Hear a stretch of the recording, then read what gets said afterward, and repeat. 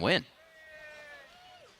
Thank you, Riv. 1-1. We've got ourselves a series. Yep. I'm sure many people are very happy about that, but what I want to talk about is the fact that TSM did make some of the adjustments we had talked about in the previous segment to their team comp in terms of preparing it a little bit more for straight-up team fights by giving themselves a front line this time around. I said pick a team fight or pick a Kog'Maw, and they did both. Kog'Maw was an AD. I didn't specify. Yeah, sure. But that was actually a brilliant last pick by Bjergsen because nothing can really reach him. And I was talking to Freak actually during the game. I was like, I would be surprised if Bjergsen dies this game, even if they lose, because you can't reach him. You can just disengage him with a Gragas barrel, and that's about it. He's going to get his poke off. If he runs out of mana, then he's a non-factor. Yeah. But that's really what it came down to, was can he get that poke off? Can they get to the level 16? And what was cool is that TSM made these adaptations to their composition while still staying true to what TSM wants to do, right? Dyrus, yep, you're going to be essentially 1v2'd by the enemy jungler. Shield max Sion. He's not even coming in with the illusion of having lane pressure himself. There's no reason he wants any kill pressure whatsoever, so that's already right there. Not Lulu, but Sion, that's fine. Bjergsen is still playing a champion where if TSM goes for a siege, something they like to do, he has these long-range skill shots that are effective. It was Charm last game on Ahri. This time around, it's Kog'Maw with the Living Artillery. All these tools are still here, but as you were talking about, Aiden, they put together a better team fight composition, and that worked really well. And then it came down to two good team fighting comps that come down to execution. Right. And I love the Sion instead of the Lulu, as you mentioned, because it allows them to be more proactive in their team fighting. With the Lulu, when they were ahead, they still weren't able to force as many fights as they wanted to. Here with Sion Sejuani, we get to fight whenever we want. They throw the cannon with the Fates Call in there as well.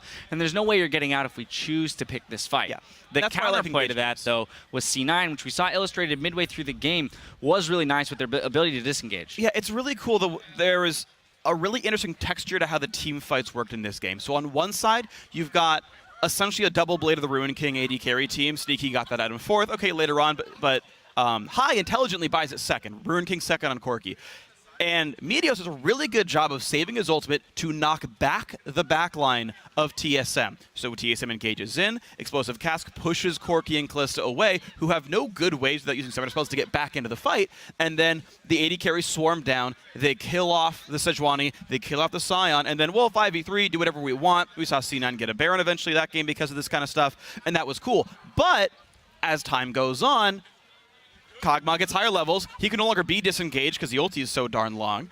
And he just scales up in damage over time. So then once TSM can reach C9's backline, well, those guys get one shot. Well, speaking of which, we're going to pull up our replay here because we're going to go pretty far into the game where exactly that happens. We watched Bjergsen land all of his skill shots here. Irene?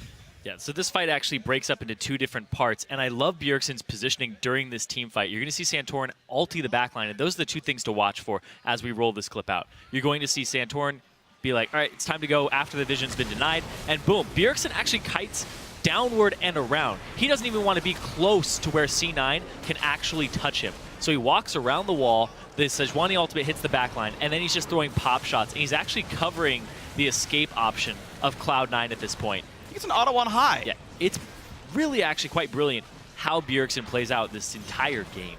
We do see some pretty fantastic kiting here by Sneaky too, even at the end, just to no avail as he's fending off 1v4. Yeah, and like I said, he covered their escape option, so all of C9 has to run up instead of back and out, and then they get picked off. Just because he has so much mana, he got the Archangel Staff second, that he's able to just keep throwing these skill shots out. And Sneaky, he tries his damnedest every game. This guy is so solid. And right here, it almost looks like he's going to start getting kills, but Bjergsen, out of nowhere. With the snipe, absolutely. So, you know, that was another thing you talked about, Freak, was the mid lane stepping up here for TSM, right? If they're going to put focus mid lane and get him some early advantages, that they need to then use them more effectively throughout the rest of the game. You have the best player in North America in Bjergsen. I think everyone can agree, right? MVP winner. He's probably going to be the MVP winner of this series as well, seeing games like this. Bjergsen's the best player in this entire league. He better put on a good performance, or TSM, what are you doing with this player, right? And so it was good to see him.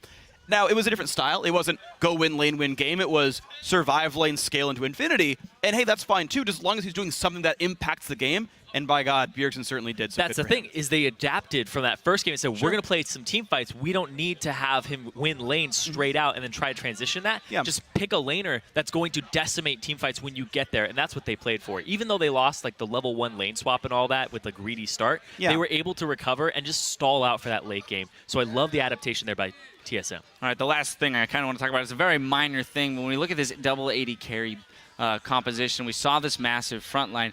Yesterday, we saw an interesting pickup on I Will Dominate, the Zeke's Herald onto the jungler for his 280 carries, one of which was building AP, so maybe not the best buy. He said Piglet requested it. But here, when you talk about how high those, or how big those tanks are scaling, while this damage is coming in from a Kog'Maw that you're not going to be able to get to unless you get through the tanks, would a Zeke's Herald or something like itemization, slightly different itemization, have helped here? So I'll actually give my opinion on Zeke's Herald is that it's actually really good in double AD compositions when the enemies have Thornmail and things that your AD carries are killing themselves off of, because you want that extra lifesteal, and it gives you that boost. So that's my opinion on it. It's very situational.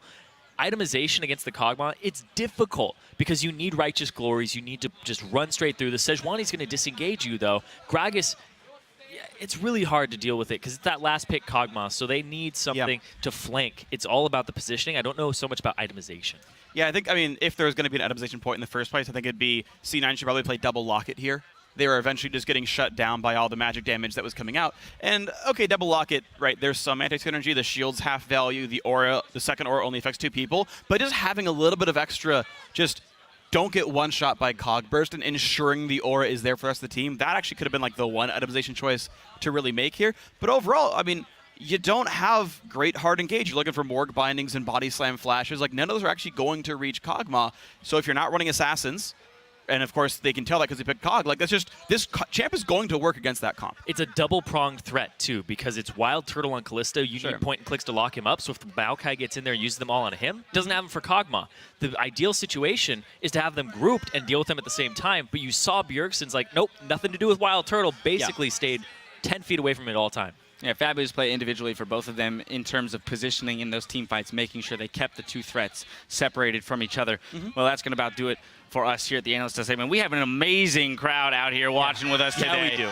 Here in Los Angeles, but there are a ton of viewing parties happening all over today. Here are the fans in Toronto where they've taken over a theater and are watching the game in style. A big screen for some big championship action. That's right. We got our own big screen here. We got a big crowd, and everything's good. But we're going to step away while Team Solomid and Cloud9 prepare for our round 3 of the championship finals. So don't go anywhere.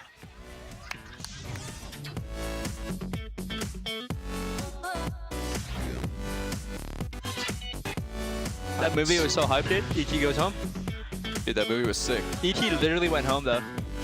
Dude, don't spoil the movie. Wait, did he go home? Yeah, with the spaceship. Dude, don't spoil the movie. Yeah. Lustboy didn't need to go too deep. Lemon. Dyrus from downtown just crushes Lemon Nation. Throws down the ulti right into the team. He gets the 3-man pop-up as well. The follow-up now from Lustboy throws himself into the fray. 48 seconds on these death timers right now. Both teams are losing a lot of health. I'm ghosting. I'm fine. Comedios. I still have my ult. Balls. I still have my ult. I still have my ult. We can keep I'm going. chasing lemon. Team Solo Mid tie up the series 1-1 against Cloud9.